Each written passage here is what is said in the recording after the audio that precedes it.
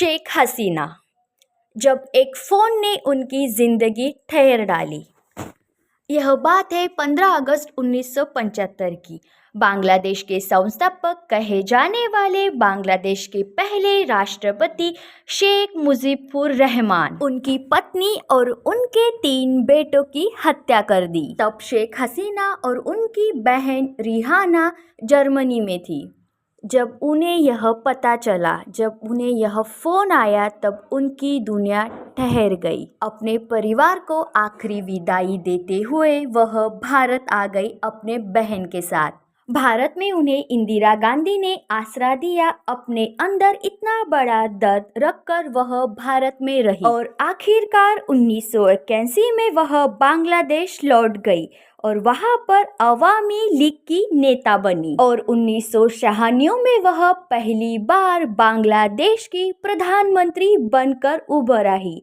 उन्होंने अपने पहले कार्यकाल में भारत के साथ गंगा नदी जल बंटवारे पर करीब 30 साल तक हस्ताक्षर किया और 2009 से लेकर अगस्त 2024 तक लगातार वह 3 बार बांग्लादेश की प्रधानमंत्री बनकर इस पद पर रही। इन 15 सालों ने उन्होंने बांग्लादेश में बहुत सुधार किए, उनकी अर्थव्यवस्था को बहुत ज़्यादा सुधार लिया था।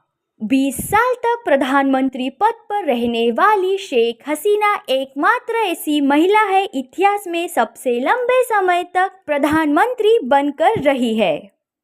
पर बांग्लादेश की विरोधी सरकार ने उन्हें प्रधानमंत्री पद पर रहने नहीं दिया। वहां पर बहुत सारे दंगे हुए, उनका विरोध हुआ, प्रदर्शन हुए और उन्हें इस्तीफा देने के लिए मजबूर कर दिया और शेख हसीना को हिंसक विरोध प्रदर्शनों के कारण इस्तीफा देना पड़ा।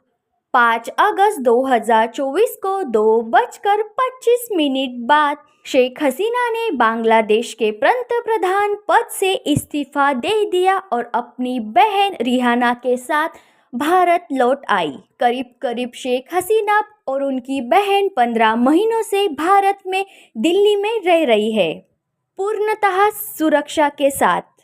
और उनके देश बांग्लादेश ने सोमवार को ICT द्वारा पूर्व प्रधानमंत्री शेख हसीना को मौत की सजा सुनाई है। उन पर उन्होंने 5 आरोप लगाए हैं, जिन पर पहला आरोप है विपक्षी नेताओं को जबरन गायब करना, दूसरा आरोप है हत्या के दौरान हत्या में शामिल होना और भड़काऊ भाषण देना, तीसरा आरोप है अब्बू सईद की हत्या करने का, उन पर भी आरोप लगाया है और चौथा आरोप है ढाका के चरवर पुल में 6 लोगों की हत्या करने का भी उन पर आरोप लगा है और 5वां आरोप है 13 लोगों की हत्या करने का आरोप, जिसमें से 5 लोगों को गोली मारकर हत्या करने का आरोप और उनकी लाशों को जलाने का भी उन पर आरोप लगाया है बांग्लादेश न्यायालय ने। इन सब आरोपों की शिक्षा समझकर उनको फांसी की सजा सुना दी गई है।